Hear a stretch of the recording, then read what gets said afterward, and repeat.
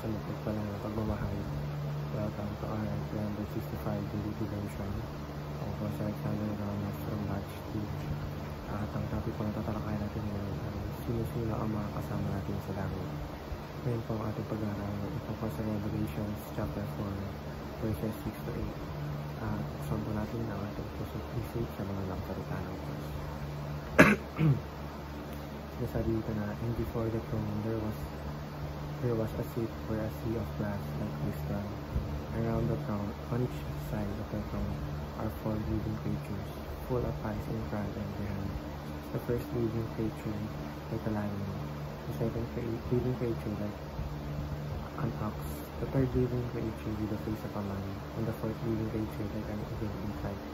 And the 4 living creatures, each of them with 6 wings, are full of eyes all around and within and within. Sa Tagalog, at sa harapan ng trono ay may parang isang dagat na salamin na katulad ng kristal.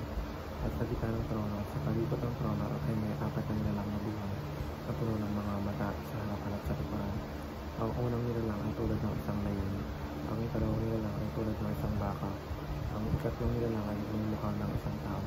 At ang ika-4 na nilalang ay tulad ng isang agilang na lumilipad. Teaching number 1. The heavenly realm is an entirely different reality. Sa aklas, inihayag sa atin ang isang makalangit na tanawin na lubos na naiiba sa mundong ating kinasanayan. May mga nilalang naman maraming mata, pakpak at anyo simbolik. Pinapakita nito na ang kalangitan ay hindi basta physical lamang. Ito ay isang spiritual na lugar na hindi kayang paliwanag ng pangkaraniwang isip ng tao. Dito lahat ay nakatuon sa Diyos at sa kanyang kaluwalhati. Teaching number 2. The 4 living creatures were created for worship. Ang mga nilalang na ito na inilarawan bilang may mga anyo ay hindi basta simbolo lamang. Sila ay patuloy na nagpupuri sa Diyos araw at gabi. Ang kanilang layunin ay iisa, ang salbahin ng Diyos.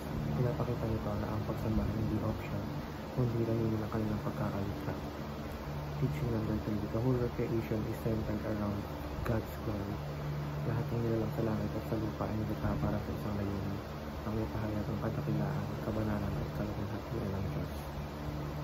Education number 1. Approach the secret things with humility. Hindi lahat ng bagay sa Biblia ay madaling unawain.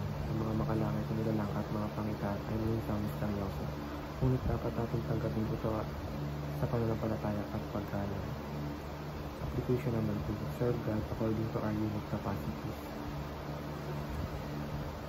Kung paano ang 4 nilalang ay may kanya-kanyang anyo at papel, gaano din tayo. Ang bawat isa ay may kakaibang kakayahan, talento o tungkulin. Hindi natin kailangan kuyahin ng iba. Ang mahalaga ay ginagamit natin ang ating nakasasari upang parangalan ang ito sa ating paraan. Application number 3. Worship God with the highest reverence. Ang pagsama ay hindi lamang aktibidad kuninyo, hindi isang lifestyle ng puso na lalo natataas sa Diyos, sa panalangin, sa awit, sa tahimik na pag-iinig. Dahil ang 4 na nilalang sa langit, dapat natin mas maging malalim at totoo ang ating pagsamba araw-araw mula sa puso. Yun lamang po ang aking devotions. Maraming salamat.